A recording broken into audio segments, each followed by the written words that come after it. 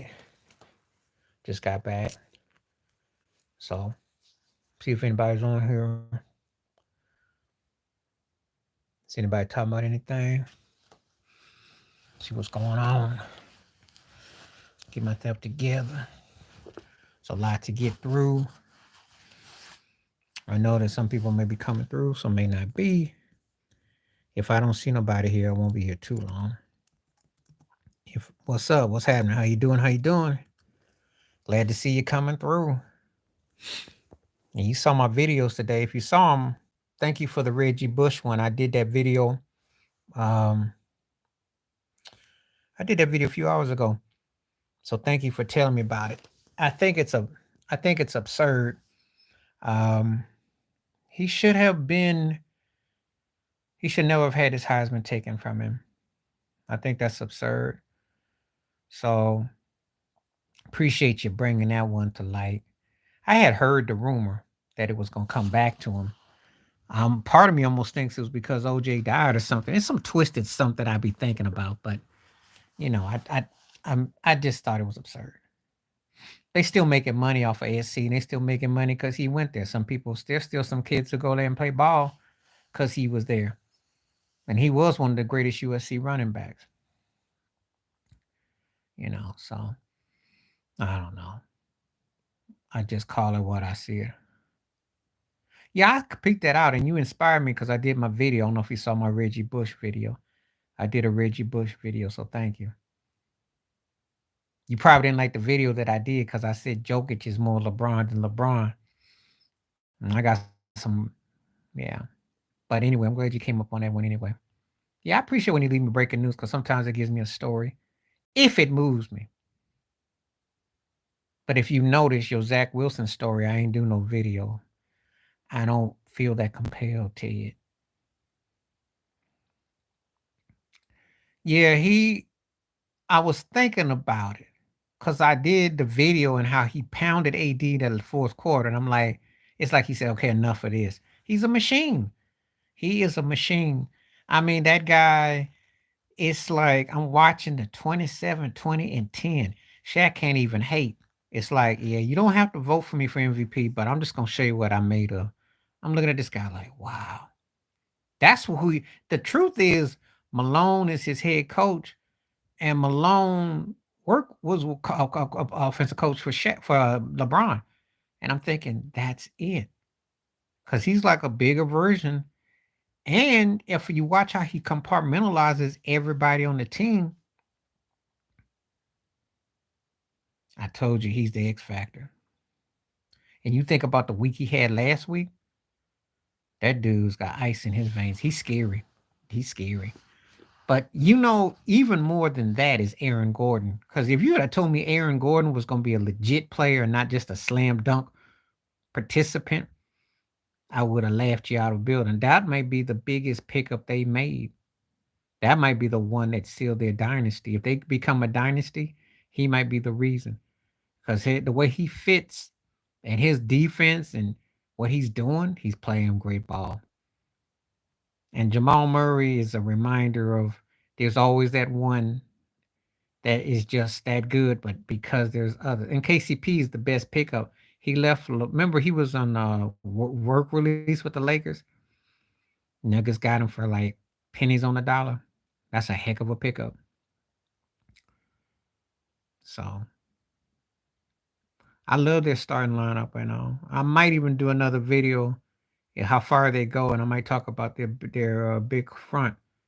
It's very impressive. Very impressive. See, the problem y'all run into is they big boys. So AD and LeBron can't just push them over. They know how to play physical basketball. They know how to get in the trenches. You know, I told you that. And then the thing about it, watching him against Anthony Edwards, is you seeing the wear and tear because he doesn't have anyone to hide behind. You know, there's no Kyrie. There sure ain't no Steph. There ain't no Russell. And we know that D-Book and Bradley Beal, they need the same thing he do. That's why he's looking busted. That's why the spotlight's on him so much. Yeah, he looks like an old fighter who they say, you used to be the champ. I mean, it's I watch the structure of style. When I make my analysis about sports and I'm looking at what you got. I'm not looking at what you had or this or that. I'm looking at what you got. And if I don't see if I can see you getting old, if I see something there, I'm just calling it what I'm seeing it. See, I'm gonna tell you something. You ain't wrong about the Lakers and the Nuggets, but the problem is they can't finish. And Jokic and Murray then figured out, hey, it's like the All-Star game. We play the last 5 minutes, we're gonna take these turkeys. Katie went at Kobe, but it was after the fact. Again, Kobe had wear and tear. KD ain't got wear and tear. KD's problem is just that he don't have a shield. That's the difference. And please don't. I mean, all due respect, because I know you big Laker fans stuff. Don't compare KD to Kobe because they two different. There's two different attacks there.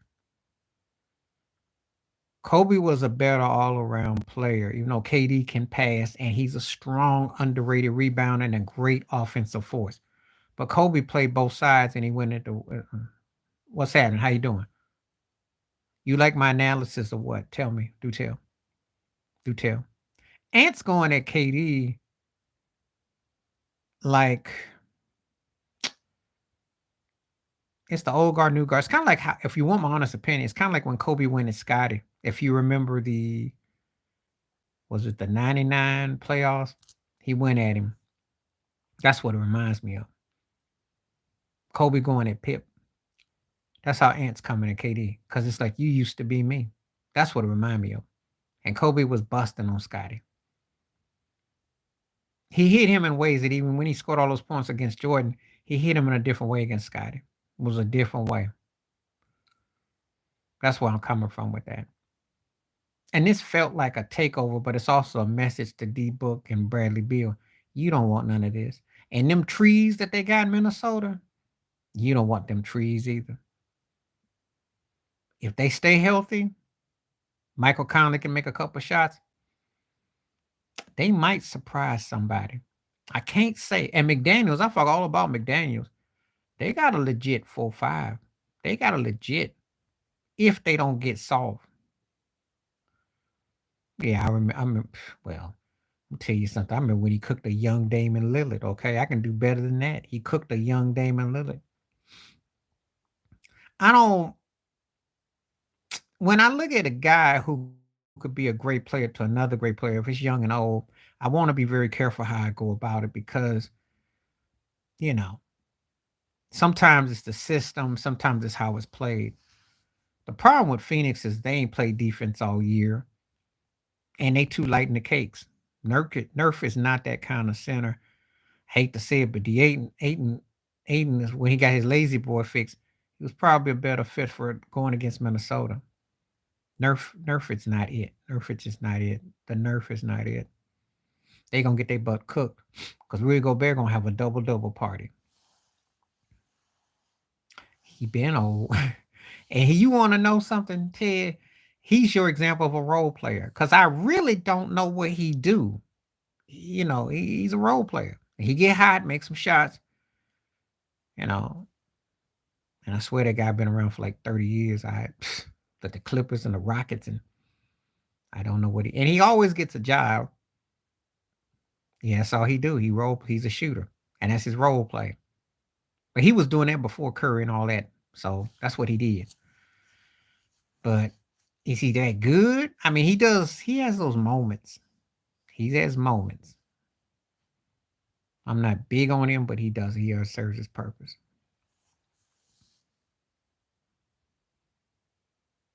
But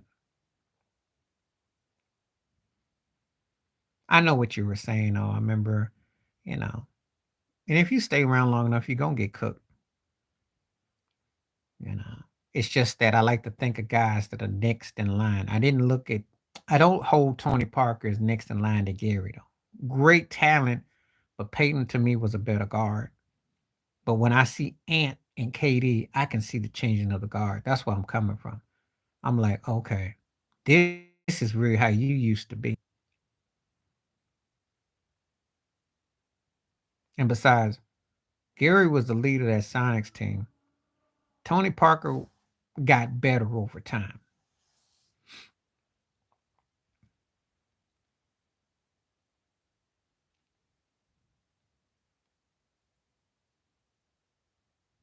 So it all depends on what section you're coming from.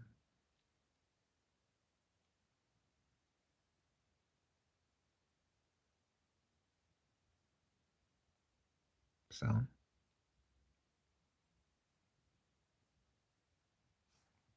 but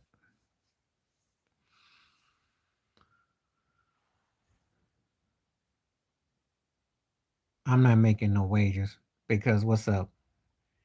I'm not. First of all, I don't bet, and I'm a Miami Heat fan, so I really can't bet. And that is gonna keep it 100. Now I can help you if you ever want to contribute. Feel free to share a dollar or something.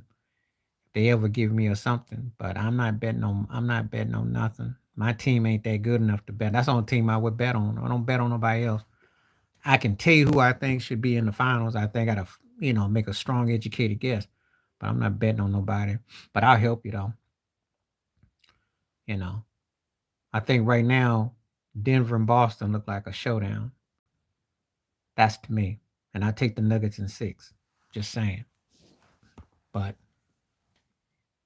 with an eye on if Dallas gets deep in Minnesota, and I know it might be I wouldn't bet. I don't know because again, they got to get through the series against Phoenix, and then I got to see who they play next. Depends on who they play next. But I'm gonna say this: they're gonna be a matchup problem if they're healthy. And I don't know if they're quite there yet, but I'm tell you, if Ant gets into where he can go on 25 points a night roll, oh, they're gonna be hard to beat. But it takes somebody like Denver to beat them. But see, this brings up another point of what I'm saying. This is why the younger teams are taking over. I'm not. I'm just keeping it 100. Denver, Dallas, Minnesota. We'll see what OKC. That's it. Because the other teams, they too old for me. I don't trust New Orleans without Zion, and I'm not buying them. You know what I say about the Lakers. They need all, especially with the matchups, can be a problem. And even if they somehow was to make a miracle against Denver, they're not making it to no finals. They're going to be worn out with this series. This series is going to tear their butt up because you got to play 6 or 7 games in round one, and you're an old team already. That ain't a good recipe for long term success because of the miles on LeBron, and plus AD could get fragile, and D'Lo or Reeves. It's a tough series. Not a good look. Be careful what you wish for. They had 6 game series back to back with Golden State and Memphis, and that took a little bit of its toll on them because they were flat when they played Denver. They couldn't finish up. So if you had to go in reverse, yeah, I don't. There's certain teams you just know are special. So LA, New Orleans out. Phoenix, soft, old, and no leader. I trust them. And who else that leaves me with? Hmm, the Clippers. If Kawhi can get anything out, but that's the only team of them four that Bank could flip it. Because that series against Dallas could be, it depends. That's the only one that I go on. Because if you pay attention to what I'm saying, right, I'm not trusting New Orleans against OKC. They can beat them, but they need to play some of the best basketball. Brandon Ingram got to step up. He got to play out his mind. If Zion ain't there, Brandon Ingram got to play like he's the second coming of Durant. And then I'm not sold on him. And then I'm looking at, you know, pay attention now. Lakers and Phoenix are down 0-2. I'm just saying. So you start to see it. Whole teams, like I keep telling you, whole teams. Sometimes the NBA ain't that hard to figure out, and sometimes it is. It all depends on what you want, what you know. But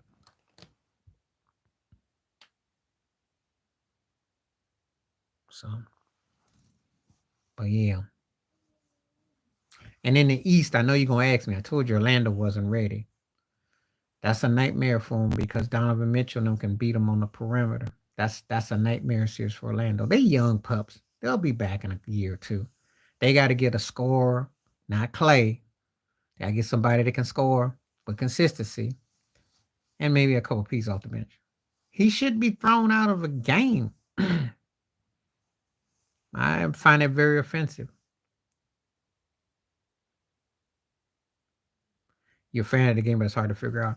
It depends on the matchups. You tell me who's playing who, and I can kind of gauge it. I mean, hypothetically speaking, right now, I think Denver and Boston are the best two teams in both conferences. I think Boston beats Miami. I think they can take Indiana, Milwaukee, and I'm not sold on Philly or New York to beat Boston. I'm just going to keep it 100. This is the Celtics' time to get out the East because this is going to be as good as it's going to get. I'm just going to keep it 100. And I think the Nuggets, everybody's healthy on board. I don't think they'll be stopped going to the finals. I really don't. I just don't.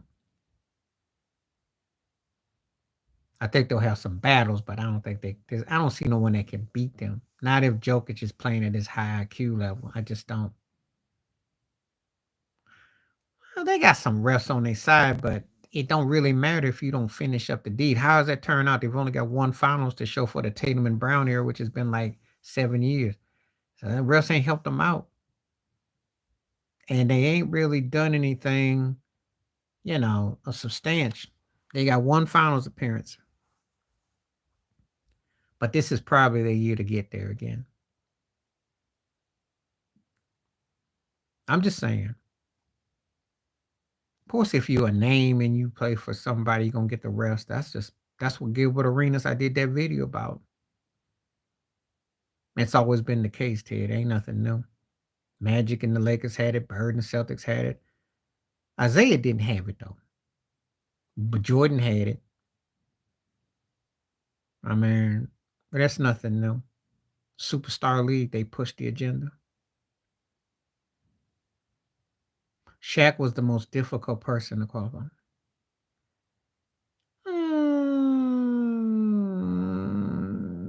Broke Larry Bird. How about that? I broke Larry Bird because you got to remember something. He wins.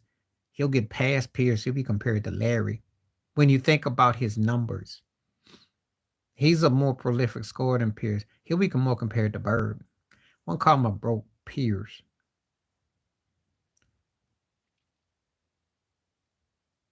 I'd be more akin to Larry. That's who he's trying. That's who they want to aim him towards. To be a broke Pierce, he's got to actually play both sides of the coin, and he don't have that. And to be Larry, he's got to be, he's got to come up with the crazy numbers. That's what he's trying to be.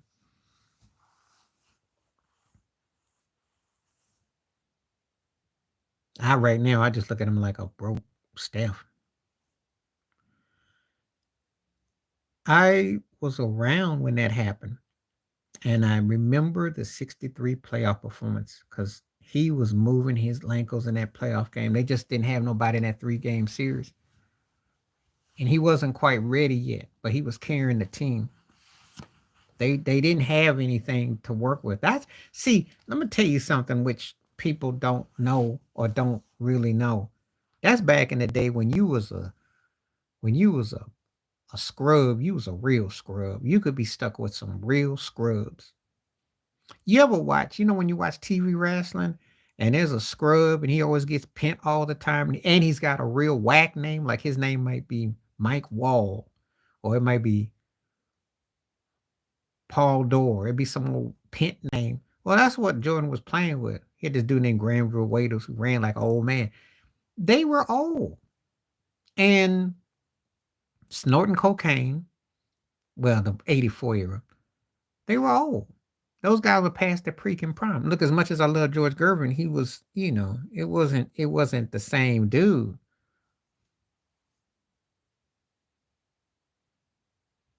You talking about who was better?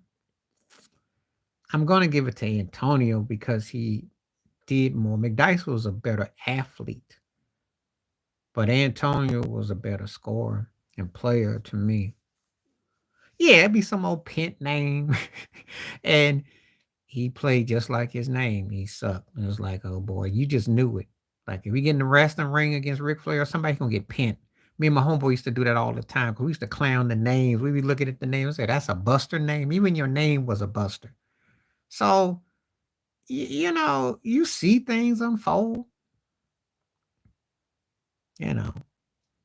That's why I'm gonna go one step further. That's why Kevin McHale clotheslined Kurt Rambis because that name sounds pent, Kurt Rambis, and he clotheslined him too. He did. He clotheslined him. I love that white on white crime. I remember that like yesterday. That was some white on white. You never gonna see that again.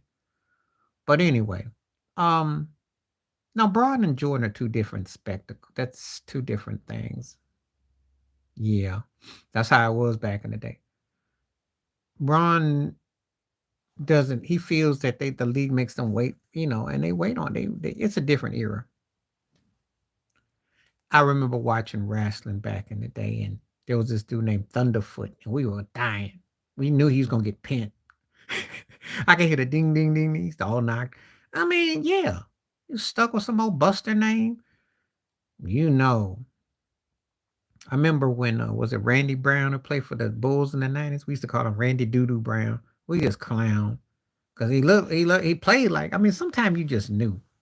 So now I might do that JJ Redick video. I might about the head coaching vacancy. I might do that. I got an idea. I might do that. But no, Jordan came. They were nowhere near what they got. They were happy to be a first round casualty. Um, when guys come into the league, sometimes you got to pay your dues. That's why some guys have to wait 10 years before they win a ring, or, you know, got to pay their dues. They got to have a system. You've seen it with Orlando. That's a good example. They've got to pay dues. Um, the OKC is fun, but you got to be very careful. This league get you quick. You see what happened with Memphis. Yesterday you were the darlings of the league. This year you the maid. If you ain't consistent, you can get old quick. My homeboy and I was talking about Blake Griffin. That's a great example. You don't be 25 forever in that league. You don't make it happen, you can get old quick. Everybody ain't gonna play for 30 years like Vince Carter. But then again, that's why he got a tag. Well, some people don't think he's a Hall of Famer. They open arms with that. So I'm just saying, gotta make it count, yo. Make it count. Well, the Kevin Love thing was because when he went to Cleveland, and he knew he was gonna have to defer, but he went sometimes from being the third wheel to the fourth wheel, especially when J.R. Smith fit in with LeBron, and LeBron had a way of weasing him out. And Kevin Love, unlike Chris Bosh, didn't really adapt to that change because it really took him out of that first gear and out of that second gear. Then he ended up becoming a team boy, but he ended up getting paid, so he kind of think, okay, I'll just play along. But if you weren't around to see Kevin Love and how good he was, I can't tell you won't believe a story I gotta say. See, I can make the case 10 years ago, he was definitely a borderline Hall of Famer. He's got the ring and the finals experiences. He's got the multiple finals. We went to Cleveland 4 years, and of course with Miami we won, but you're not gonna remember him as that dude. So, and a lot happens. Who do you play with? So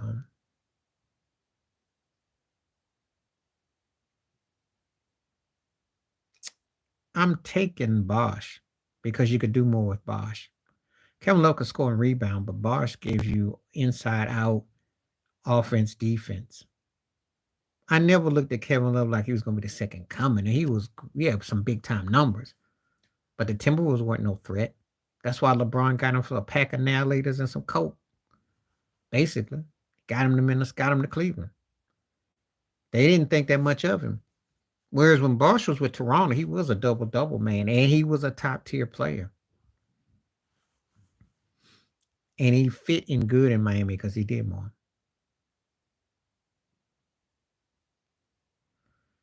They weren't ready though.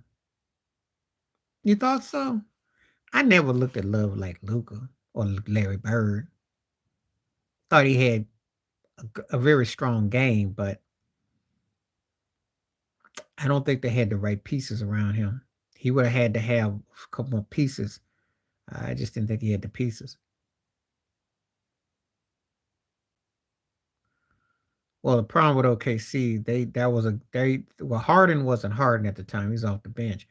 KD and Westbrook were leading it. Um, there were a couple of suspects. They had oh god, they had Serge Ibaka. They had a strong squad. It's just that there was a couple of things that just didn't happen in that series. D Wade got off a little bit. LeBron came up. There was a couple. It was a pretty close series, but then there was a couple of things that just changed it. Why they never went back again is a mystery, though. If you want my honest opinion, because the last time they came 3-1 against Golden State and they blew it. He was getting picked on because he likes to stunt. If you make him have to play you straight up, see, he likes to come up with screens and curves. That's what he do. And if you when they what messed them up wasn't his defense last night. It's because they was trying to feed Kawhi a lot. That's what messed them up. Had they allowed Harden and Paul George to attack and then kept Kawhi to probably about a 5 to 10 shot selection, I think they can make it because it was a winnable game. Harden is only going to get exposed if he has to be standing 1-on-1. But if he can sneak and do like side sweep, like he can play on, be like a secondary on defense, he can get away with it. There's not a lot separating these two teams. Because Luka is hard enough today. Yeah, they shouldn't have gone through him. If he makes a shot, that's cool, but you don't play your offense through him. He has to come to you and he has to feel it. I told you, Harden to Zubac, that's how Harden gets his double-double. He should have 10 points, 10 assists. You pick that, you feed the big man. That's how you punish Dallas. You get out there and try to play cute and play tit for tat and shoot threes with them, and you missing, they're going to expose you. And the Clippers get caught dancing sometime trying to prance and look cute. That's what gets their butt in trouble.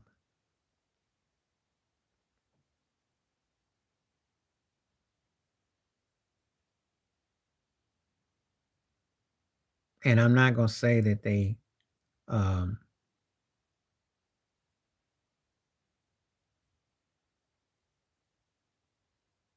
I'm not going to say that they can't, but it's going to be tough.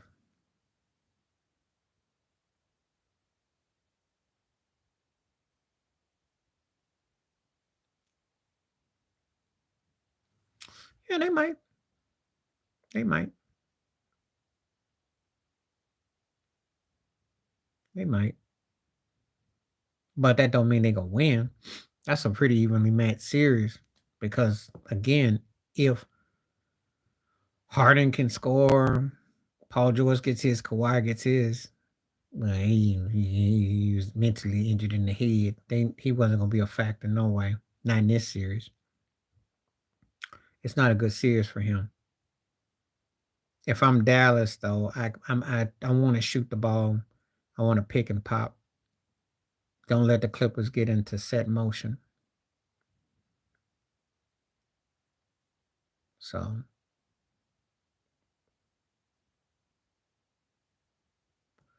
if I'm the Clippers, Westbrook's going to be huge. And well, he is the villain because he's not everybody's favorite.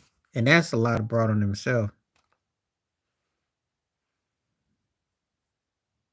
Because a lot of the stuff he's done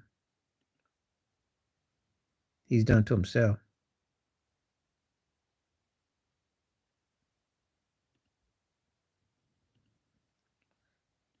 But I'm not taking him that serious until they show me something.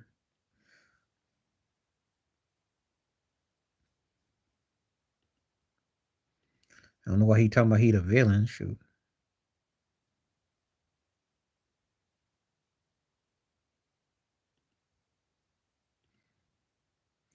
Um, yeah, but I'm not impressed yet. I got to see him take it to somewhere, okay? Because he basically is foreign James Harden, okay? So until he takes it to another Western Conference Finals or he gets to the finals, we can talk. Yeah, he's got crazy. He's got skills, but it only matters if you make it come legendary, okay? Wake me when it becomes legendary. See, because I know he's in the top 3 for MVP. I understand, but it's Jokic and SGA, okay?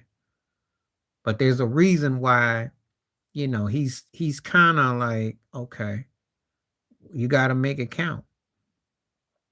I'm not saying the numbers aren't there, but can he beat the Clippers? See, he don't scare you like Jokic. Oh, how about 27, 20, and 10? Can I interest you in that? And believe me, Jokic could do 33. And you want to talk about a deep bag, we can talk about a deep bag. You want to talk about deep bag? We can go deep bag. I think Luka just has to make it count come May and June. Okay, that's all I'm saying. He got a chance to shut people up this year. Yeah, yeah, he can.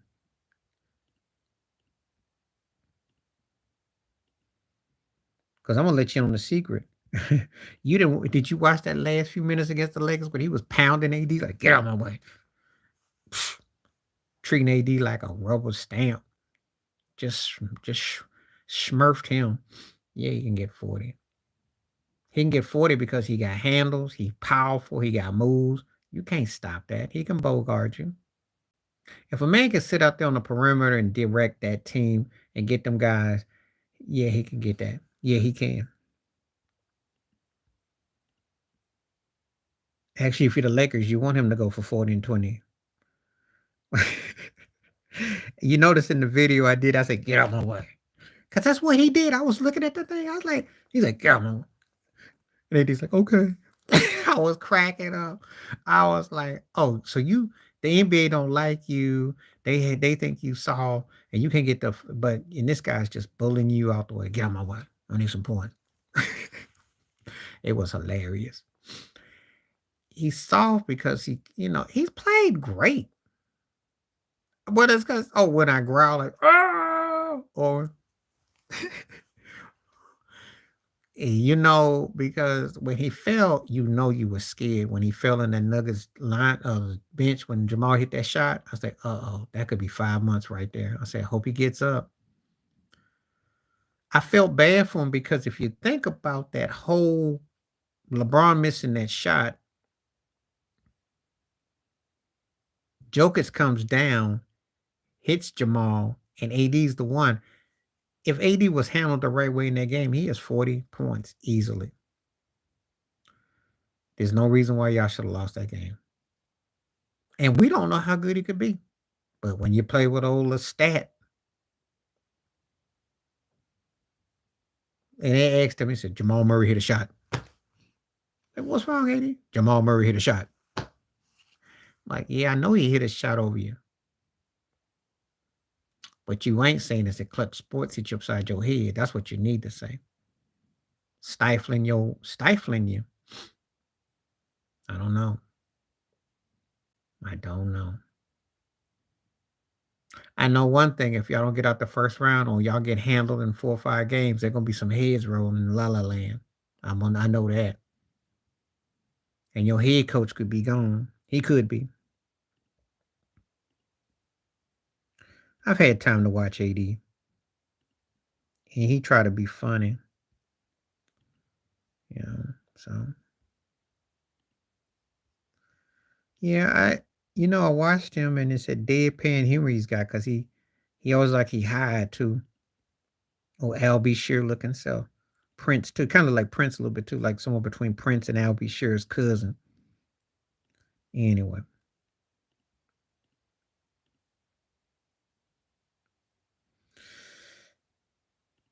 The difference is though is that Stern makes sure they would win though. And but Stern never got in the way. If a big bad team beat your butt, it actually helps your ratings. You know what my conspiracy theory is though? Next year will be LeBron's last year with the Lakers. He comes back. So they'll probably pull out, and that'll probably be his last year too. They'll pull out all the stops. That's what I think. And he'll get Ham fired. They'll get Trae Young. You know, there's gonna be something twisted going on.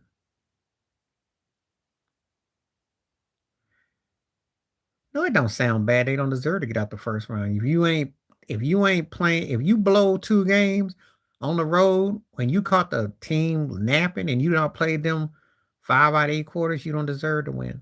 I'm sorry, you don't deserve to win. There is no hack. This ain't no horseshoe church horseshoe race, and we're gonna give you a ribbon. No, man. Besides, they got their ribbon already. They got their mid-season trophy, so let that keep them warm.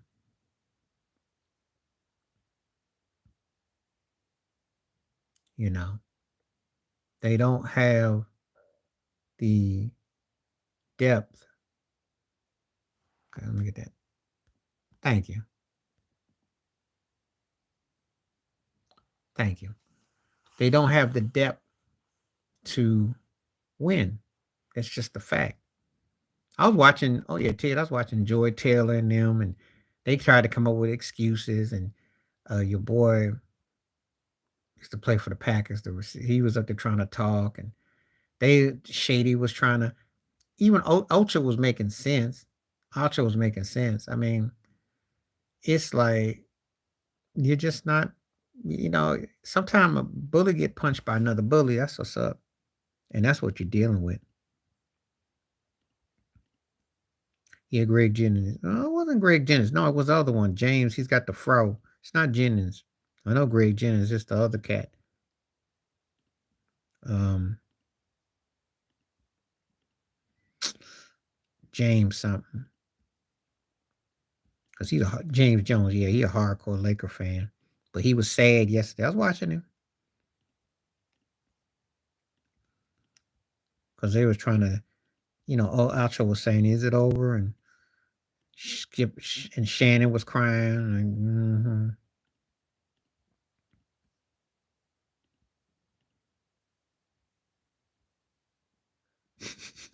that was their finals, yo. That was their finals. And that's their chip right there. They can't beat no Denver Nuggets. Not with no 2 good eyeballs. Yeah, well, they should be.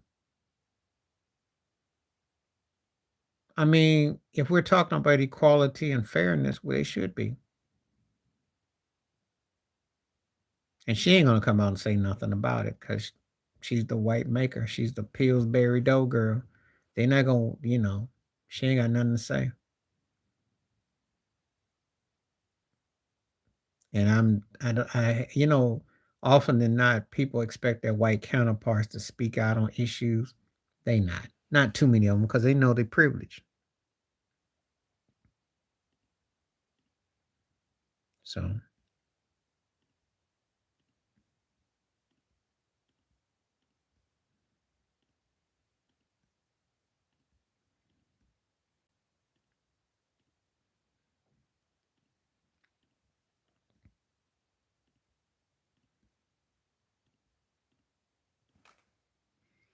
but that's one of the problems that you run into.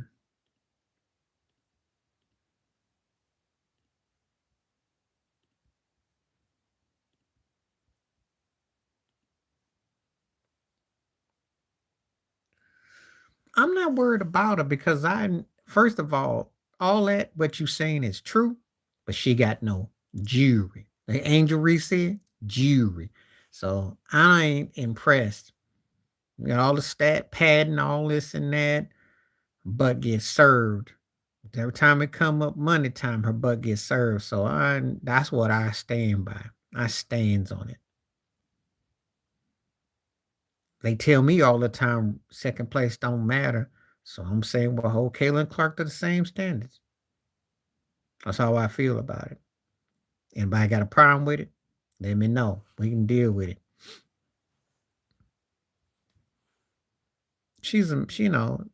Yes, look, she can shoot, score, but she ain't the best female player I've ever seen. And she sure as heck, again, you ain't won nothing. So what's the big hype about you? That's what they doing. So it's this hype. So that's what's up. I mean, I don't understand. I'm looking at her and I'm thinking, she's okay player. Not the best I've seen. Mm-mm. Not even close. But that's the agenda.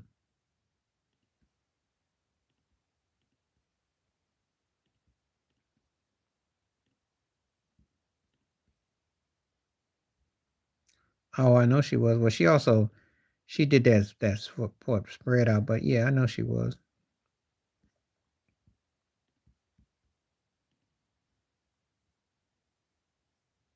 She stepped on some toes.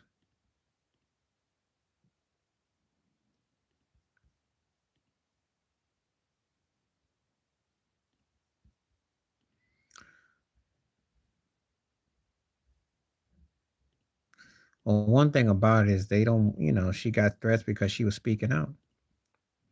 That's how it is.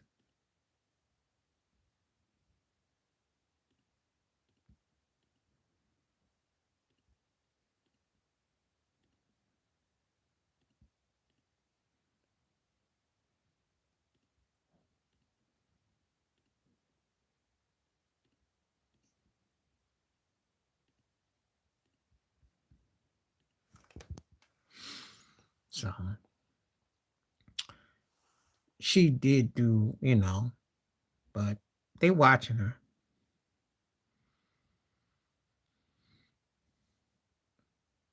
People always like to downplay you being black in this country, but those things are real. Of course he would. What you expect him to say?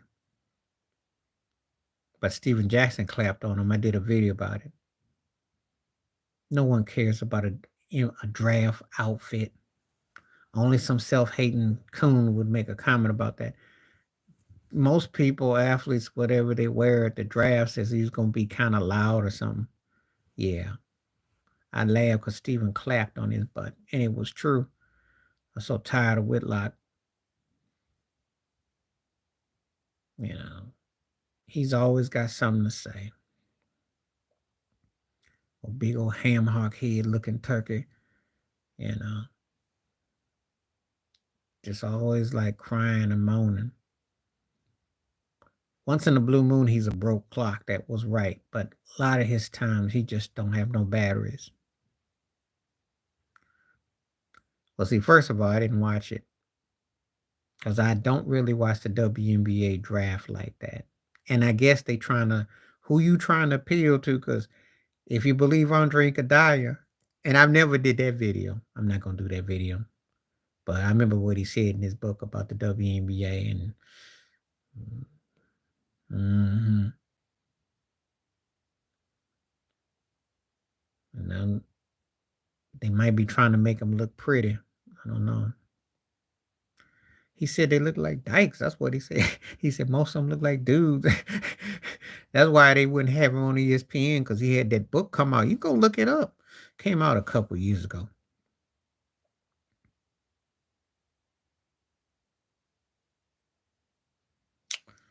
A female phenom? You talking about what in any sport or just in basketball? Because you know, yeah, that's what Andre Iguodala said. He said he chicks like dudes. He said that. It was in his book because he was doing a round tour a couple of years ago, and I remember ESPN had it, and then that thing went dead. They didn't really touch him. They wanted to talk about him because he'd been a Finals MVP and all that. If he don't get in the Hall of Fame, you know why? You heard it here first. Um, why? I'd say I'd say JB probably. I mean, Cheryl Miller kind of would have had it for her time. For her time, had there been a WNBA, sure would have been. She was better than Reggie. her brother, who's a Hall of Famer, and one of the biggest slurps on the TNT crew as an announcer. But Cher was better than him. Cher was a beast.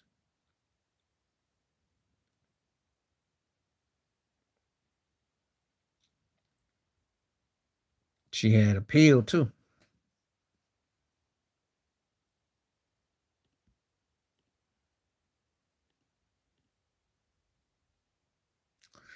Well, he slurps everybody. The thing about it is I watch him on TNT and he be lying. I know he be lying because Cher was bad. Cher was one of those people that if we had been all things fair, she would have been big. Because she had some appeal too. And she was legit. Yeah, Reggie just be doing the Wendy's commercial. You know Reggie be lying. Do the Wendy's commercials and he still don't gain a pound. He don't be eating that food either. Reggie, they market him. I mean, he got over.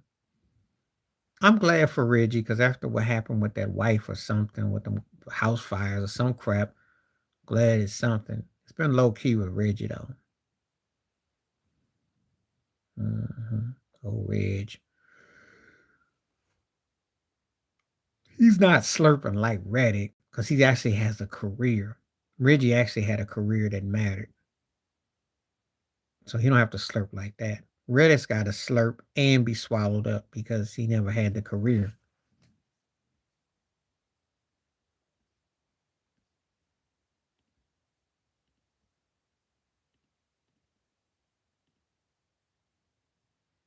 Paved the way for who? He was a different type of 3-point player. The only thing I will give Reggie that he did was with that leg kick, which they banned. Okay, I'll check you out. But when I'm offline, I will.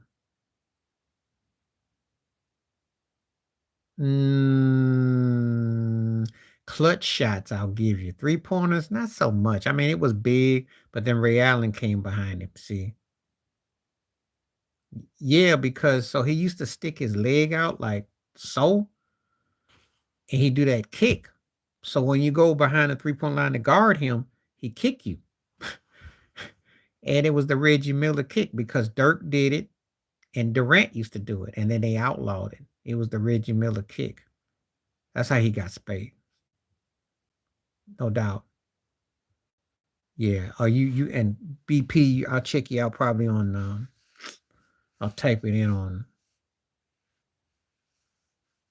If you're on YouTube, I'll definitely check you out. Yeah. Type that in right quick, so I can have it queued up. And I'll give you a review on your on.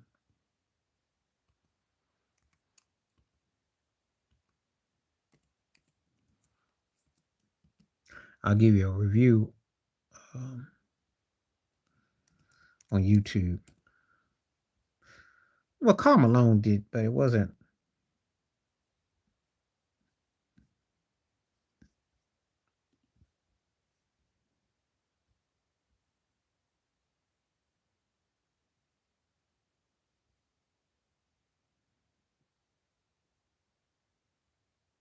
So, but Karl Malone could actually fade on, Yeah, but theirs wasn't as noticeable as Reggie's. They weren't shooting threes.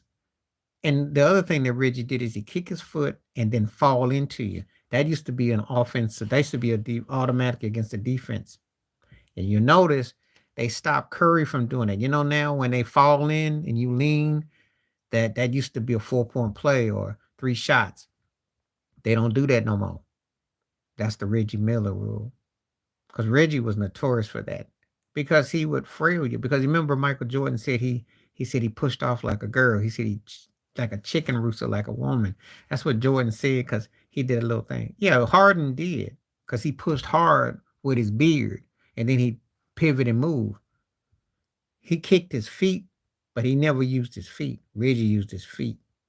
That's what they outlawed because Reggie would actually put his foot right by your knee and shoot, and then he'd frail, and then he drew the fouls that way. That was a tactic. That was a slick hustle move.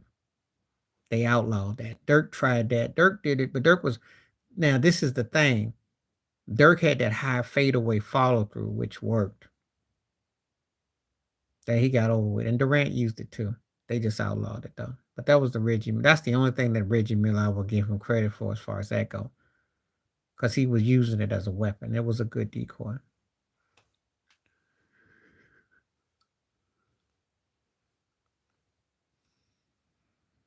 So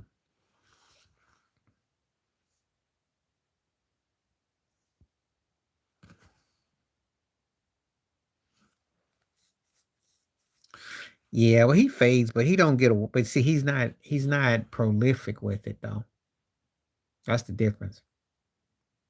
And Booker can shoot. He's got that power turnaround. He got that from Kobe. Spin move turn that he does. But his game isn't predicated on a lot of outside shots like that. He's not that consistent.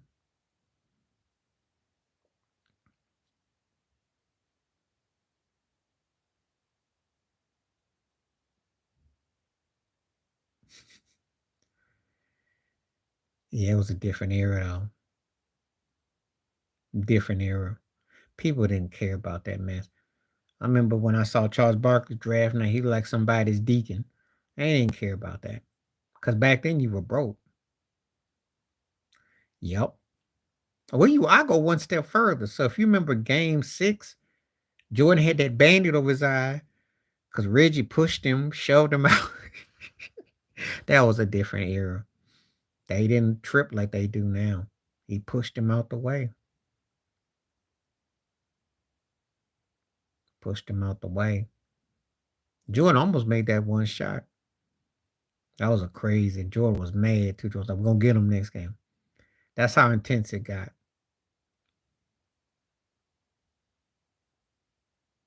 They almost got in the way. Should have beaten the Bulls too, in hindsight. Just didn't get no defensive stop, didn't get the rebounds. They got outboarded. That was the only reason why, because they were a good matchup. That was a very evenly matched up series. But I'm going to say Jordan was older because Reggie at the time was coming into his own.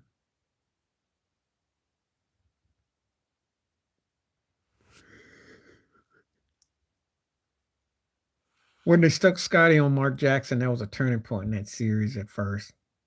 But that series pretty much even up, you know.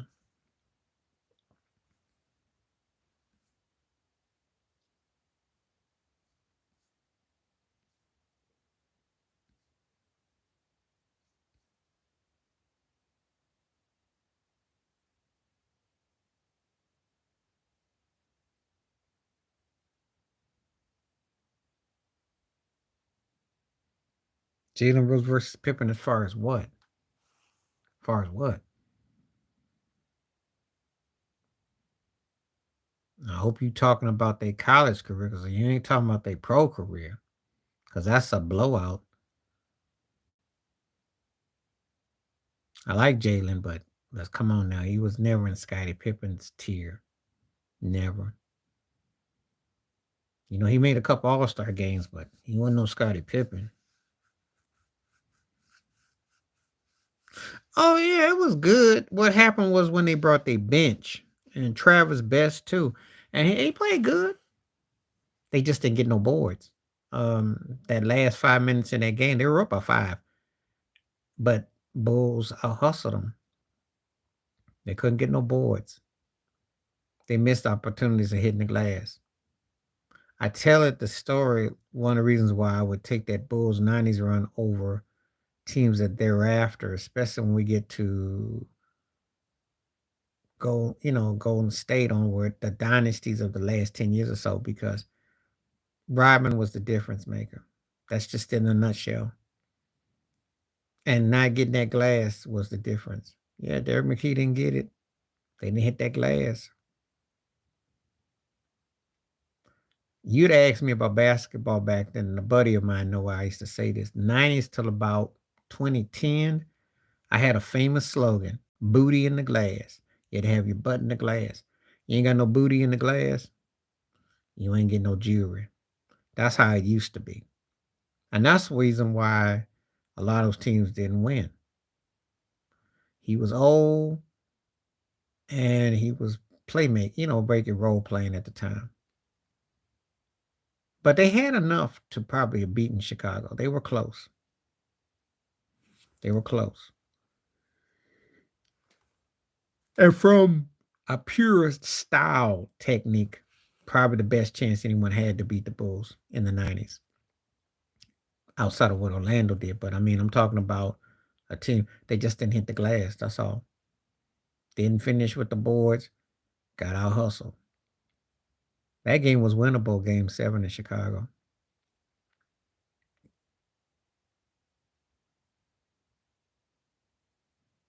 But I understand why Jerry Reinsdorf said, hey, I'm going to pull the plug. Because they did look old. And there's no chance you come back the next year and you might get beat. Yeah, they went to the finals. They lost to the Lakers. But he did a great job, though. I was impressed with him. And I thought he did a great job. He got the Eastern Conference Finals twice. He got to a finals. And to be honest with you, should have beat the Bulls. And Shaq aside, that was pretty close against the Lakers. He did a good job. He did a pretty good job.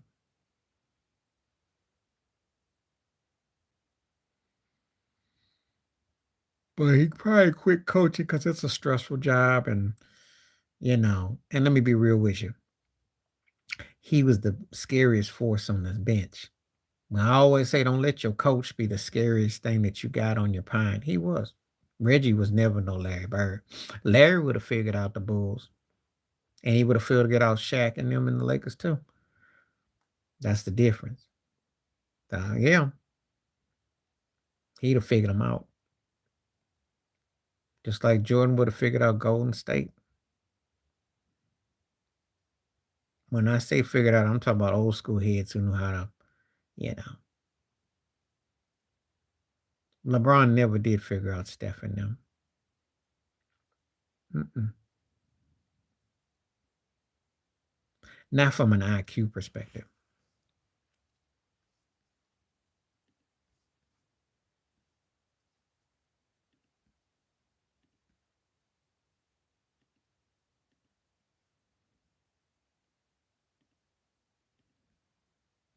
He old school, but he also defers to the day.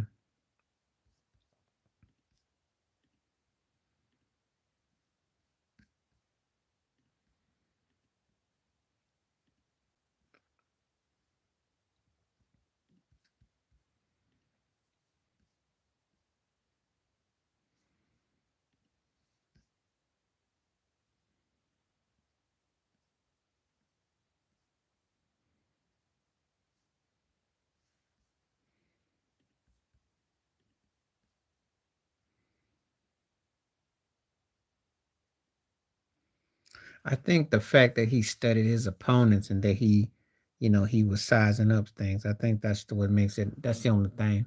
Yeah, his IQ was great because what he lacked in terms of natural pure talent, he made up with a high IQ to get to the rock, to pinpoint things. You ain't gonna beat him by just thinking because he's slow and white that you just gonna wear him out. He'd hurt your feelings. So,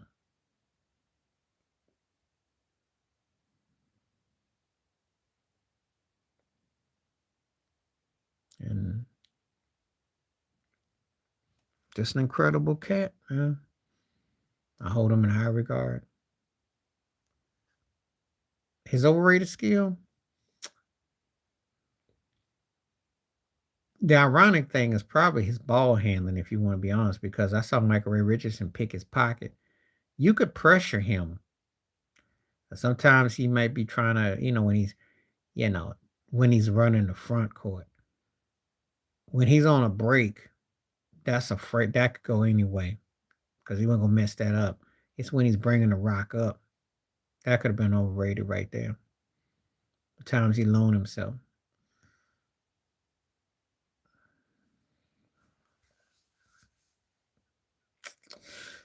his overrated skill, if I had to say anything, is probably his shooting because he could score, but it was his moves that sold most of his movement, even because he had dream shape. But he wasn't going to be like what you call a low post banger, okay? But he had the athleticism with the dream shape. That made everything predicated. That made everything predicated. That pick, pam, boom. That's what sold him. Not him as a pure shooter. He had a nice touch once he worked it.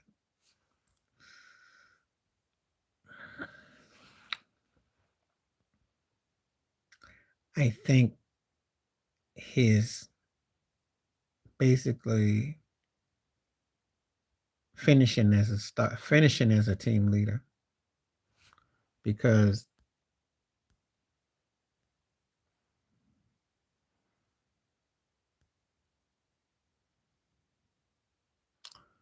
I think that's the thing. Yeah, he would have, because you gotta remember something. He figured out how to go against Magic and the Showtime Lakers, and they were fast, okay? And you gotta remember something. In the era he played against, you had teams that had a lot. First of all, Shaq is one of those incredible figures that he's gonna dominate, but you got to figure out how to exploit the others. But Kobe was a puppy, and Bird would have loved to have torched him, and Rick Fox, and Fish, and Horace Grant. So Bird would have figured it out. One of them years, he would have figured it out. Remember, the Pacers did take that Lakers team to 6 games in the 2000 finals. So it's not like they got swept. Um, Probably as a pure shooter outside. That really wasn't his strong suit. But he got better. But he wasn't a pure outside knock him down, you know.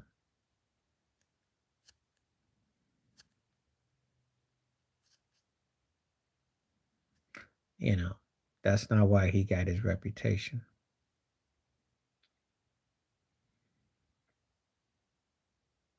But you weren't gonna leave him out there to tempt fate. Um, his overrated skill, I would probably say, if I'm honest, it might have been his handles, because I think that sometimes he got caught trying to do too much as opposed to just hitting that mark. And I think that sometimes that kind of got in the way.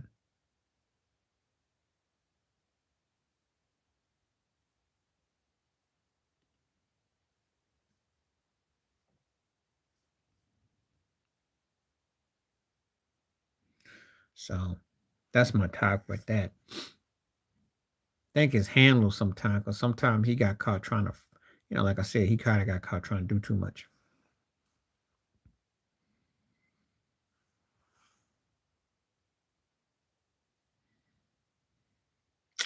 I think his overrated skill, well, only thing in defense, he would attack the weak side and he could actually pick you up, it depends. Um, his overrated skill to me would probably, like, I think if I had to pick one thing, I probably would think that um the difficulty he tried to make his shots, because he overdid it. And I think that it made some people think that he was a greater shooter than he was. He did develop an outside shot that was effective, but he shot so much that he didn't always take the high percentage shots. And I think that was overrated in that context.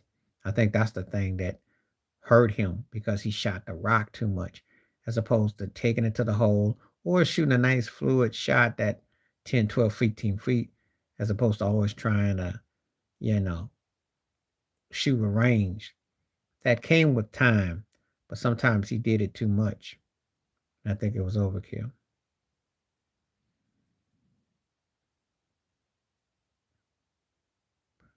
Mm, it's probably on defense, I would say. You know, Probably on defense, but with screens and picks, that's the only thing I could really say.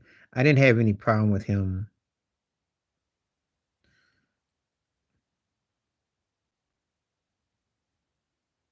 I didn't have any problem with him. I had no problem with him on offense per se. I just say remember like defense. I had no problem with him on offense. I thought if anything, he's more underrated as an offensive force because I told you that guy could have scored more points. His overrated skill was being a leader postseason. He did everything right except come postseason. He forgot how to set people up, how to control tempo of a game. That's my problem with him. Not anything else, but it's a big enough. That's the reason why he's not a top 5 or top 6 in my or barely a top 10 point guard ever. He never finished. His postseason is what kills him because regular season I can't find too much flaw with him. I really can't. I mean, he was a talented dude, but he just couldn't finish. And he's a frustrating cat.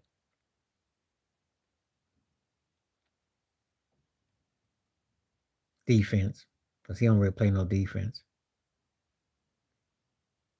He and it might get a bit overkill with showing off his left hand and his stuff sometimes, because I think sometimes he puts on theatrics. And he has had a tendency to go cold on your butt. When he's on, he's electrifying. But if he's off, he's frustrating. He's one of those guys that you want him to stay in concert. You don't want him to get off the reels.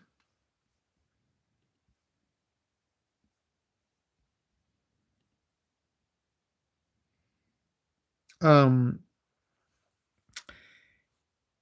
Engaging. And what I mean by that is if he's disengaged in the game, his body language. He doesn't take over enough. I think it's maddening. He thinks he's too cool to go another level. And I find it overrated that he don't run at it and try to be crazy. Because I would love to see him go electric. If he had that kind of attitude that Kobe and Jordan had, he'd score 40 easy every night. But he's just too cool for school. That's my biggest knock against him. And it's an overrated mindset to think that you're that great that you don't ever have to go. You just stay in cruise control. That's why he need to go back to Golden State. Because no one else is going to put him in that frame of mind to do like that. He doesn't really, his defense is good. Not always great, but good. Offense's passing game is kind of underrated. His rebounds is underrated. He checks boxes. But my overrated thing with him is he doesn't get mad enough to take over. And it's overrated that he stays so cool. Because they're going to need him to be Durantula to have hope in this series. You play all cool and low key, your butt going to find Cancun in a week. So he might want to too.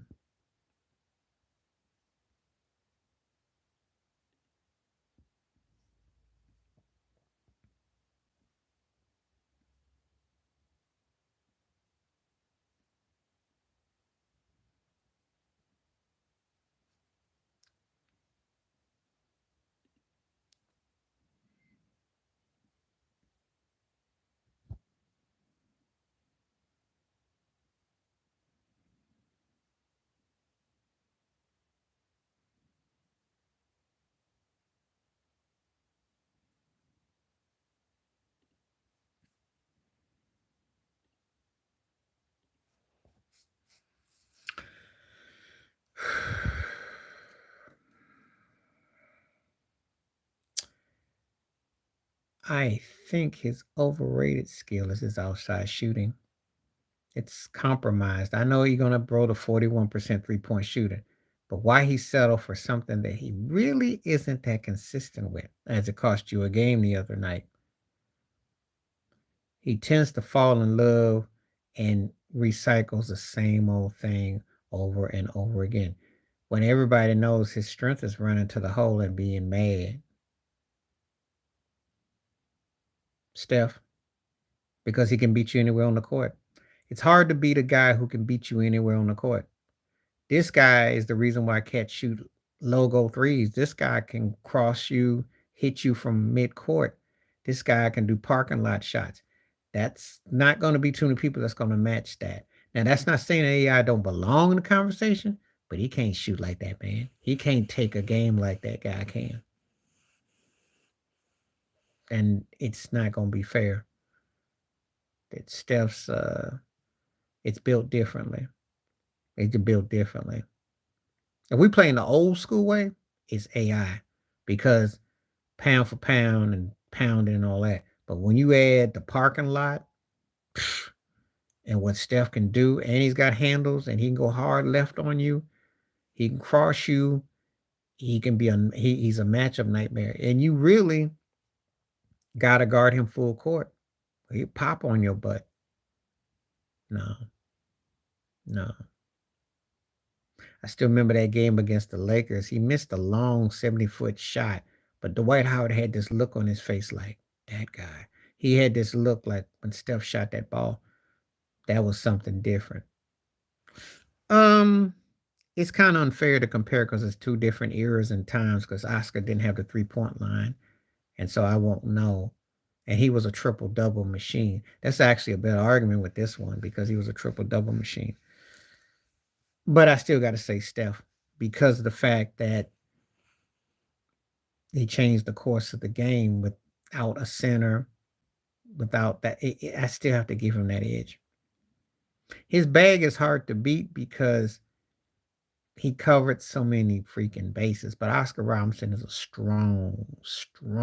It's close because he was a triple-double machine. But the 3-point line,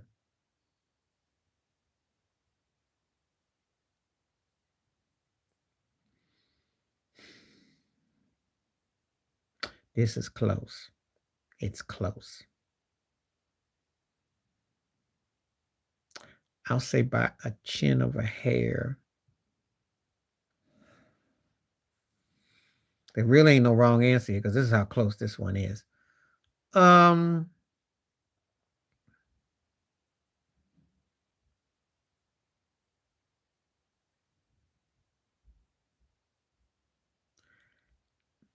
Because I'm going to use the triangle offense and the movement, I got to give Jordan just a tiny bit of an edge because of that, meaning he could play with and without the ball.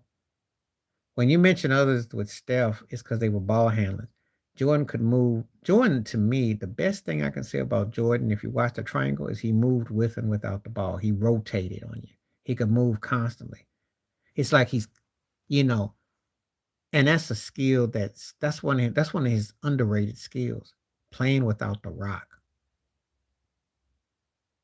and how quick he gets in his motion. And then you have to turn around and you get the undesirable defenders.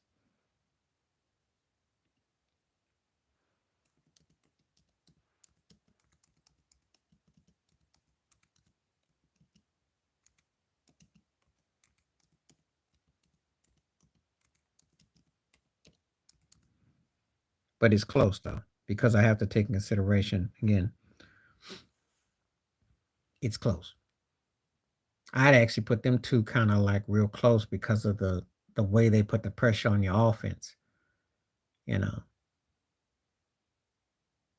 And he was a unanimous MVP. That's why it's close. So when I think about guards and people and stuff like that, it's close. But Jordan, because of the triangle, I don't know if Steph Curry could have made it in the triangle offense because he has to have the ball and he has the ability to take you from deep in what he did. Jordan didn't have to have the ball. Nash, because his athleticism and where he could spot you and move you.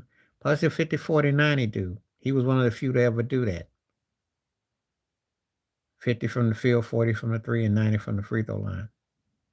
That's what puts him over KJ. He's in rare company. And he could shoot from different spots. Johnson was a better driver. But Nash's style, they were pre Golden State. They was pushing that rock. So I have to give her credits too.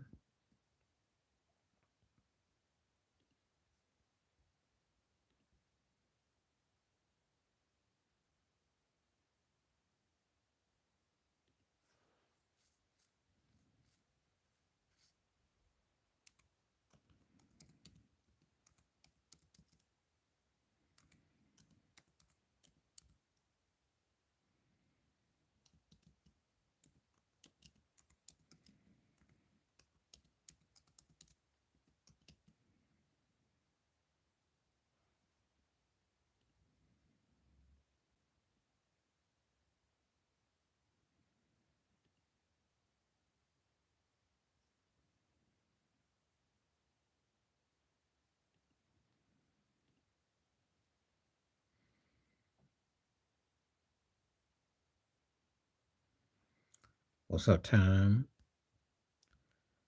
Joker's got a better bag. Come on now.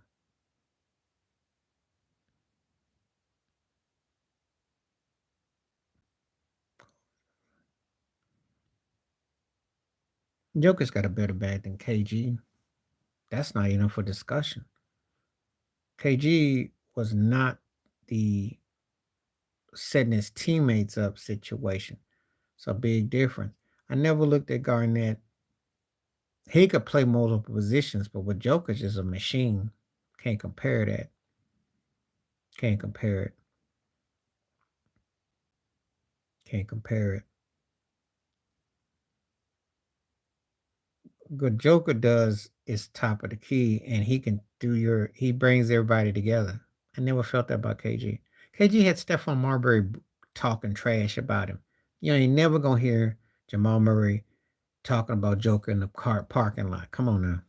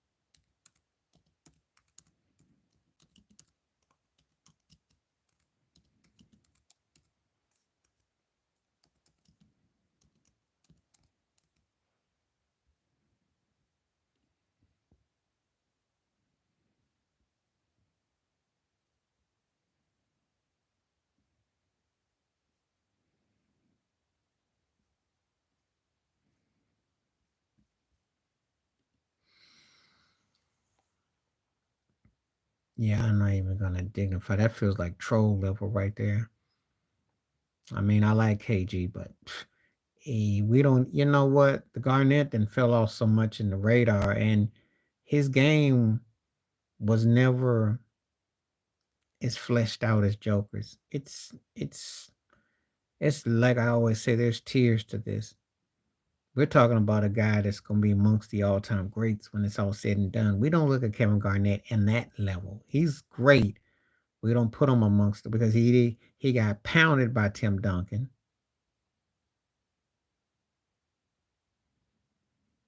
He got pounded, and that's one of the things right there.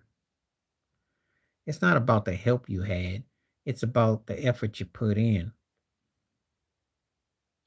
And they did get second round because I remember when they had Latrell Sprewell and he had Hudson. Troy Hudson played out his mind. He just was never. He got to the Western Conference Finals in 04. He just didn't make his teammates better. So I'll give you an example. I'll put it like this. Tim Duncan made an impact on the Spurs, okay? They worked around him. They worked around him. KG had a skill set. I don't mind if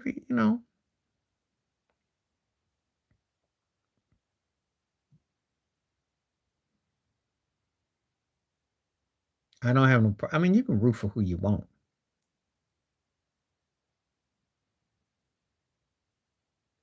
His defense was no. He sucked on defense. And I think sometimes he didn't always play in concert. He couldn't handle mid-court basketball. I think that was the thing. Half-court basketball was going to be his Achilles. Because when D'Antoni's system, when they played against teams that could turn them over and make them slow it down, he couldn't adapt. And you got to be a point guard. You got to know how to adapt to speed and tempo. So Rondo couldn't shoot early in his career. And he was self-checked. He got better as he got older. Still one of the greatest mentalists I've ever seen in the NBA, though. He just didn't, again, he just didn't poise all of that. He was tight, though. I was a big Rondo fan.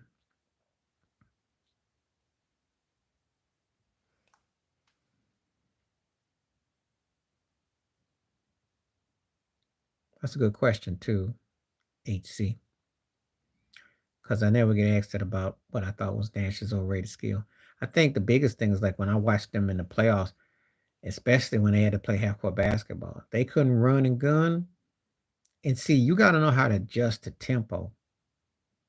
That's what hurts a lot of guys who are ball handlers. You got to know who you're playing against. You got to know how to control tempo. You got to slow the ball game down. That's the Lakers' problem against the Nuggets. And that's the Lakers' problems why they're not a championship caliber team. If you want my hardcore facts, they don't have a point guard. So therefore they don't understand tempo. D'Lo and Reeves shooting threes and LeBron facilitating is not the same. That's why you get your butt caught and why you get winded because you don't have anyone who can give you blow and give you pace because all you're doing the same thing. You get you a Michael Conley type of point guard or someone who scores 10 and gives you about 10, 12 assists, you'll thank yourself like Andre Miller used to do. That's what's missing these days for a lot of these teams. And that's how they end up getting in these problems against certain teams because they don't have people. That's the problem that Dallas faces. Yeah, I know how great Lucas Skill Bags is and who's the point guard. They're not playing a game that breaks everybody in. That's one of the reasons why it's hard to trust that team. You gotta have someone who can facilitate and take Luca from having to do all that herky jerky because he has to always shoot and do all that. He brings that on himself. Boy, if they could have Jason Kidd could suit up for that squad, they might come out the West. I'm not saying it wasn't great last night, but you notice he has to do the same thing. That other teammates don't get involved. They would be more effective if he was 25, 10, and 10 than 33, 9, and 9. I'm trying to tell you, you need to get the others to step up because they're going to be games where if his shots ain't falling, you saw what happened game one. So I'm just going to keep it a full buck. And that's why this series is pretty close because there's not a lot that separates them from the Clippers. I'm just telling you, you know. See, even though the game now is positionless, you still need an old school point guard. Here's a couple things you just need. You need someone who can facilitate at the guard spot, and you need a cherry pick and score. You have those two things, you might fool around and do something. I'm just saying. That's what I see as a problem right now.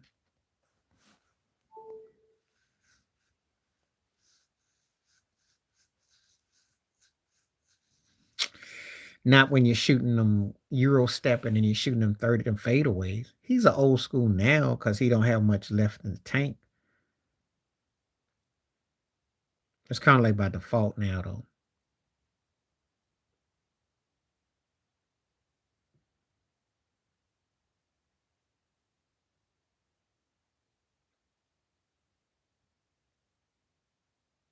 What you mean, really?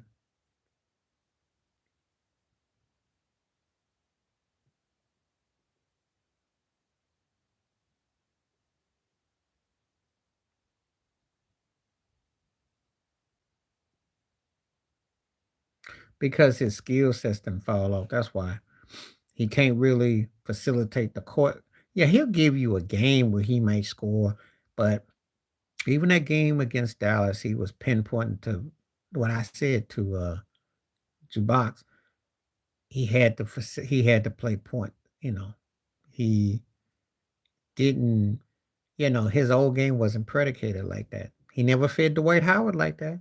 Wonder how things may have been different. Remember when Kevin McHale was his coach? That's why McHale ripped him. He ain't play like that because he wasn't playing like that. He's an older dude now, so it is by default. He can pass, but he wasn't feeding Dwight the rock like that. They didn't have that that Dwight was not really a true center. Not in the sense that he could pound. If you don't do alley-oops and lobs and bangs, there wasn't much to him. So that's what I mean by default. So,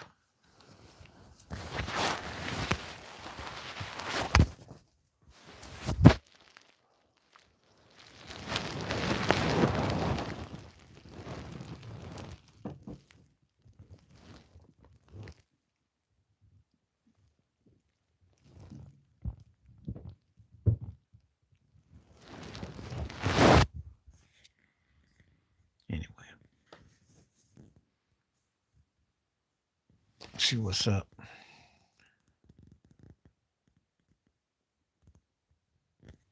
It's not really something that I can say one way or the other. They can't win no championship without him, no. And it depends on who they playing against. The only reason why, well, last night, that was a winnable game if they let Harding and then they let him fall in. They can't win no chip without him, no. They're not a championship team without him. They can win some series. They can't win the ring without him. He's the best player they got. Nobody on that team scares you like Kawhi because he's battle tested. Paul George ain't got it, and Harden ain't got it, and Westbrook ain't got it.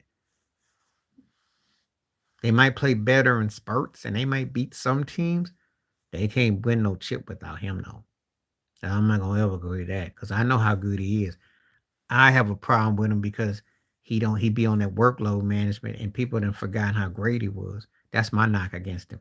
But hey, he's one of those cats. All he does, he win another ring. You remember where he belonged. He would be in the same sentence. He would be in the same sentence with Steph and LeBron. He wins another ring because that'd be 3 different teams. That's the only thing that's hurt him. He's one of the he just don't play like that, and that's the problem.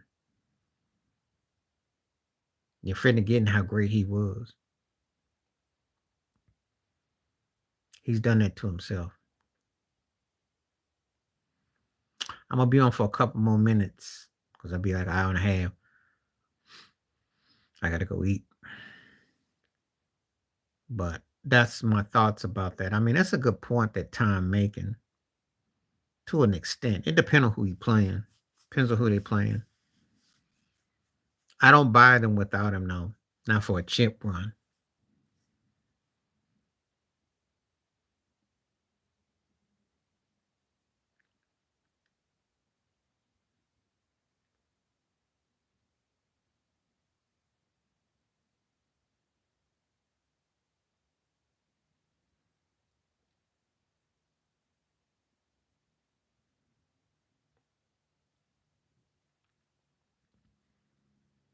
So anyway, see if anybody got anything else to say before I roll. I got about another minute. Appreciate everybody coming through. Great questions, great comments. Well, the only thing they're gonna do in this series is gonna come down to just, you're gonna either, with Luka and Kyrie, but again, it's just making shots and strategizing on offense. That's all it's gonna come down to. It's not gonna be real deep. They've beaten Dallas before, so it's not like that's a tough task. I don't think it's a lot to figure out. I told you Zubac is the X factor. Feed him the rock, force Dallas to have to blitz, and then you open up the perimeter. Paul George has to take over at some point. They got the weapons. They just gotta utilize how they're gonna approach it. But if I'm them, do I double up on Luka and dare the others to beat you? Because Luka's gonna have to trust his teammates. So beyond Kyrie. So it could be a long series. I think that series has got a lot of, you know, I think both coaches got to figure out something because Jason Kidd's got to figure out how we beat this team. Yes, appreciate you. Thanks for coming through because I will definitely be back tomorrow night. I'll be back earlier. I say all the time, but I'm gonna definitely be back early tomorrow night. I was out tonight, but I'm glad everybody came through. It was some great conversations, we made some great points tonight and appreciate everyone that came through. And thank you as always. The show ain't as good as the people that come through, and there's some great folks that come through. Got the trolls out of here. And it's always good to kind of, just kick back, have a perspective on everything. So I appreciate everybody that came through tonight as always. Stay safe, stay blessed, stay warm, be cool. Peace and the best, God willing. I am back tomorrow. All right, thank you. I'm out. Peace.